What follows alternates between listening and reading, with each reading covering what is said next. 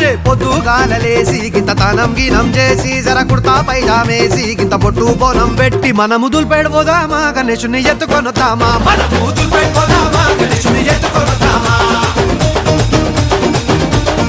ఇంకొకడు చందారాసిండు ఇంకోడు కాడుకి కిండు జబ్బుల పైసల్లేనోడు గూగుల్ పేనే కొట్టిండు